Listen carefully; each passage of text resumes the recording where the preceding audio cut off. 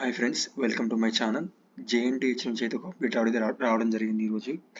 జేఎన్టీహెచ్కి సంబంధించిన BTech R18 regulation స్టూడెంట్స్కి అయితే గ్రేస్ మార్క్స్ అయితే వీళ్ళైతే పెంచడం జరిగింది. నథింగ్ బట్ ప్రీవియస్గా R18 రెగ్యులేషన్కి ఏవైతే గ్రేస్ మార్క్స్ ఇచ్చారో ఈ ఇయర్ పాస్డ్ అవుట్ అయిన R18 రెగ్యులేషన్స్ కూడా సేమ్ గ్రేస్ మార్క్స్ అయితే అప్లికేబుల్ అవుతాయని చెప్పడం జరిగింది.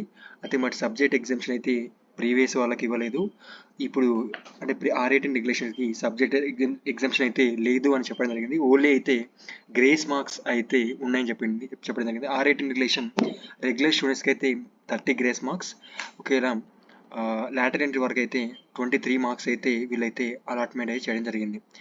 అంటే ఇది కేవలం R18 రెగ్యులేషన్స్ మాత్రమే గ్రేస్ మార్క్స్ అప్లికేబుల్ అవుతాయి. R50 సబ్జెక్ట్ ఎగ్జామ్షన్ ఉండదు.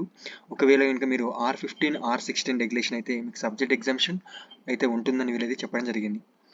అంటే ఇప్పుడు పాస్ అవుట్ అయిన 2024 బ్యాచ్ వాళ్ళు కూడా మీరు R18 రెగ్యులేషన్ కిందకి వస్తారు కాబట్టి మీకైతే ఈ గ్రేస్ మార్క్స్ అయితే అప్లికేబుల్ ఉంటుందని జేఎన్టీహెచ్ యూనివర్సిటీ చెప్పడం జరిగింది.